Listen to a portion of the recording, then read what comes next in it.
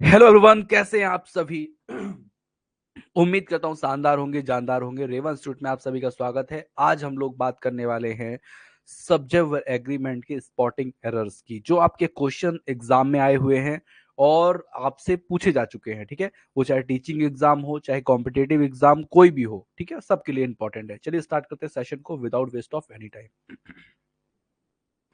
Dear students, मैं आप लोग को बता दूं, अगर आप भी रेवन इंस्टीट्यूट से जुड़ करके इंग्लिश वर्ग 2 और इंग्लिश वर्ग 1 की तैयारी करना चाहते हैं तो बिल्कुल जुड़ सकते हैं। हमारे कोर्सेज चल रहे हैं। आप रेवन इंस्टीट्यूट ऐप डाउनलोड कर लीजिए और वहीं आपको ये सब कोर्सेज अवेलेबल हो जाएंगे। सबसे पहले डियर स्टूडेंट्स, मैं आप लोग को बताऊं कि अभी मैंने आपको पिछली क्लास में ये क्वेश्चन जो है सॉल्व करा दिए थे।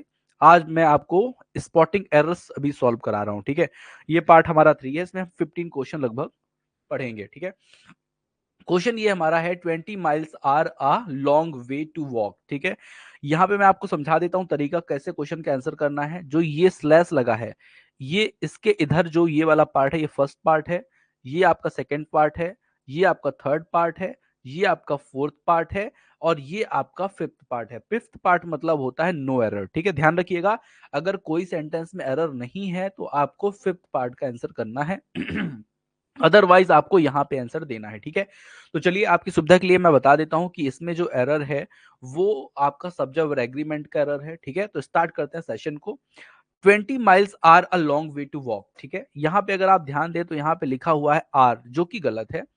यहाँ पे आपका जो माइल्स है, प्लूरल नाउन के पहले अगर कोई कार्डिनल एडजेक्टिव, मतलब 1 2 3 4 5 6 7 8 9 10 11 12 डैश डैश डैश इन्फिनिटी अगर लगा हो तो आपको यहाँ पे सिंगुलर वर्ब का प्रयोग करना चाहिए। मतलब यहाँ पे जो लिखा हुआ आर है ये गलत है। ठीक है, बिल्कुल सही समझिएगा, ये आर जो लिखा है वो क्या है, गलत है। यहाँ पे इज होना चाहिए था। ठीक है, नेक्स्ट क्वेश्चन हमारा है, neither my wife nor my brother in law were able to help me in my work. ठीक है, यहां पे ध्यान रखिएगा, जो नाइदर नॉर से जब दो सब्जेक्ट जैसे माई वाइफ और माई ब्रदर इन लॉ जुड़ गए तो आपको ध्यान रखना है दूसरे वाले सब्जेक्ट के अकॉर्डिंग वर्ब का प्रयोग होता है। अब यहाँ पे नॉर के बाद क्या लिखा है, माई ब्रदर इन लॉ, मतलब सिंगुलर एक नाउन है, तो यहाँ पे वर लिखा जो है वो गलत है, यहाँ पे आना चाहिए वॉच। ठीक है, नेक्स्ट क्वेश्चन हमारा है, if my father approve I will go Mumbai. ठीक है, ये अगर मेरे पापा अप्रूव करेंगे, परमिशन देंगे तो मैं क्या है मुंबई जाऊंगा। अब यहाँ पे ध्यान रखिएगा, यहाँ पे लिखा है माई फादर, जो क्या है सिंगुलर है, और सिंगुलर है तो यहाँ पे भैया सिंगुलर ही वर्ब आनी चाहिए थी। और अप्रूव जो है ये प्लूरल वर्ब है, सिंगुलर वर्ब के लिए यहाँ पे क्या लगा होना चाहिए, यस लगा होना चाहिए। अप्रूव्स जो है वो सही वर्ड है।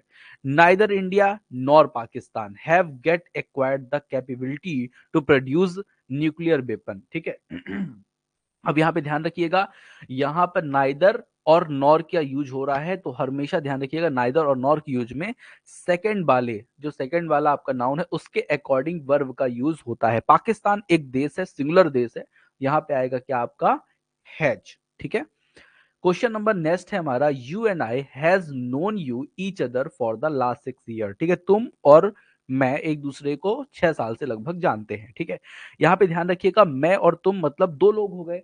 जब दो लोग हो गए तो यहाँ पे आपकी जो वर्ब है वो प्लूरल आनी चाहिए। मतलब यहाँ पे जो हैज लिखा है वो हैज नहीं हैव होना चाहिए। ठीक है, नेक्स्ट क्वेश्चन है, every man women and child are now ever to trivial consequence of the habit of smoking. ठीक है, तो यहाँ पे ध्यान रखिएगा, यहाँ पे क्या लिखा हुआ है, देखिए आर, जो कि गलत है, क्योंकि जब किसी भी नाउन में मतलब मैन वुमेन एंड चाइल्ड में क्या लग जाता है, एवरी लग जाता है, ईच लग जाता है, तो यहाँ पे जो वर्ब होती है वो सिंगुलर आती है, मतलब क्या आएगी, यहाँ पे एज आएगी। ठीक है, ध्यान रखिएगा। नेक्स्ट क्वेश्चन है, meatless days have been made into a film. ठीक है, यहाँ पे एक चीज अगर आप ध्यान दे रहे हो, मीट लेस डेज जो है एक क्या है, नाम है किसका, फिल्म का। ठीक है, have been made into a film. ठीक है, तो यहाँ पर ध्यान रखिएगा, यहाँ पे हैज बीन होना चाहिए। ठीक है, क्या होना चाहिए, हैज बीन होना चाहिए। ठीक है, अब यहाँ पे आपको लगेगा कि ये डेज लिखा है मतलब प्लूरल है, क्योंकि ये क्या है, फिल्म है, एक नाम है फिल्म का। ठीक है, तो यहाँ पे क्या आएगा, हैज आएगा। ठीक है, ध्यान से।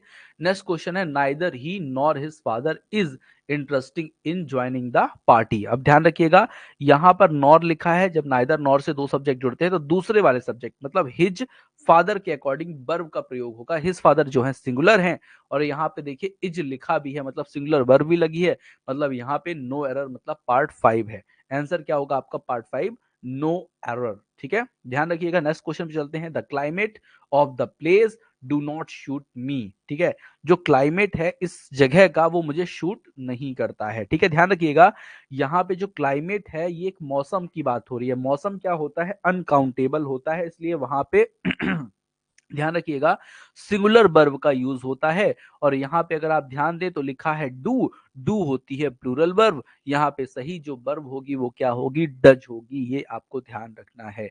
The director along with staff members were present for the annual day celebration. तो मैंने आपको बताया था एक रूल, अगर आपको ध्यान हो, along with जो है उसके साथ जब कभी भी दो subject the director staff members का यूज होता है तो आपको ध्यान रखना है पहले वाले सब्जेक्ट मतलब द डायरेक्टर के अकॉर्डिंग यहाँ पे वर्ब का चयन होगा। द डायरेक्टर के अकॉर्डिंग यहाँ पे क्या आएगा, वॉज आएगा। ठीक है, क्योंकि डायरेक्टर जो है वो सिंगुलर सब्जेक्ट है, सिंगुलर सब्जेक्ट मतलब सिंगुलर वर्ब मतलब वॉच। ठीक है। नेक्स्ट क्वेश्चन है my father in law who live in Mumbai has come to stay with us. ठीक है, तो ध्यान रखिएगा father in law who live in Mumbai has come to say come to stay with us. अब यहाँ पे ध्यान रखिएगा यहाँ पे जो वर्ब है वो माई फादर इन लॉ के अकॉर्डिंग होना चाहिए। क्यों? क्योंकि मैंने आपको एक रूल पढ़ाया था कि अगर हु, विच और दैट रिलेटिव प्रोनाउन होते हैं, जब कभी ये आ जाएं तो इसके जस्ट पीछे आपको देखना है कि वर्ब है, नाउन है क्या। तो क्या लिखा है, माई फादर इन लॉ कैसा है, सिंगुलर है। जब सिंगुलर है तो यहाँ पे सिंगुलर ही क्या आएगी, वर्ब आएगी। तो यहाँ पे सिंगुलर वर्ब नहीं, अगर आप ध्यान से देखें लीव जो है प्लूरल वर्ब है, यहाँ पे आपका एस और लग जाए तो लीव्स जो है वो सिंगुलर वर्ब कहलाएगी, और यही आपका क्या होगा, आंसर होगा। आगे चलते हैं। Vinay was happy that Mukesh and his sister was going on the same train next day. ठीक है, Vinay was happy that Mukesh and his, ये क्वेश्चन में थोड़ा सा मुझे गलती लग रही है। Vinay was happy that Mukesh and his sister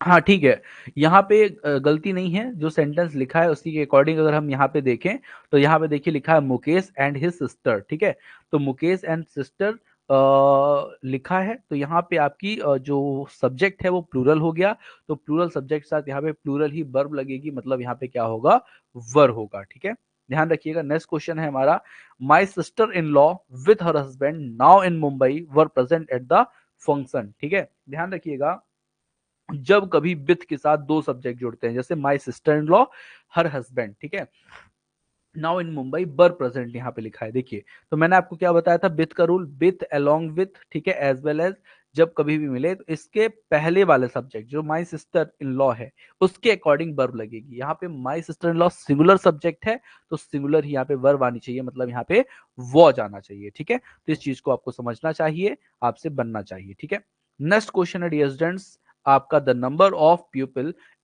applying were so large that the college had to stop issuing application form। ठीक है, ध्यान रखिएगा, मैंने आपको एक रूल पढ़ाया था जिसमें मैंने बताया था द नंबर ऑफ मिले, अ नंबर ऑफ मिले, तो अ नंबर ऑफ के साथ प्लूरल वर्ब का प्रयोग होता है, द नंबर ऑफ के साथ आपको सिंगुलर वर्ब का यूज करना चाहिए, मतलब यहाँ पे क्या होगा, वॉज होना चाहिए। The number of people applying was so large. ठीक है, ध्यान रखिएगा, वॉज क्यों आया, क्योंकि यहाँ पे द नंबर लिखा है, अ नंबर ऑफ लिखा होता तो वराता, लेकिन वो नहीं है।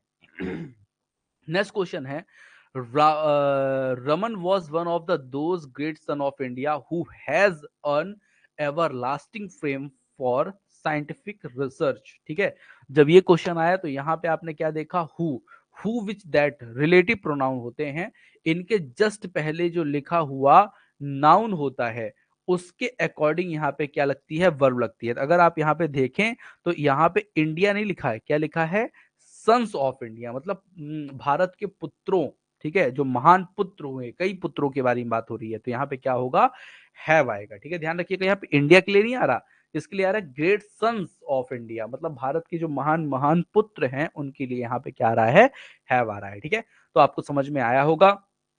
यहाँ पे मैंने जो आपको पढ़ाया है वो मैंने पढ़ाया है स्पॉटिंग एरर्स जो एग्जाम में पूछे भी गए हैं और जो आपको कैसे आएंगे एग्जाम में वो आपसे बनना चाहिए। ठीक है डियर स्टूडेंट्स, जो स्पॉटिंग एरर है पिछली जो इंग्लिश वर्ग एक की परीक्षा हुई थी वहां पे इसी तरह के क्वेश्चंस आए हुए थे, इसलिए मैंने आप लोग को बताना उचित समझा, क्योंकि आप भी वर्ग 2 और वर्ग 1 का एग्जाम देंगे तो वहां पे आपकी तैयारी जो है वो अच्छी प्रखर होनी चाहिए, इसलिए मैंने आपको ये चीजें दी हैं। क्या आप लोग इस तरह के और भी क्वेश्चन सॉल्व करना चाहते हैं?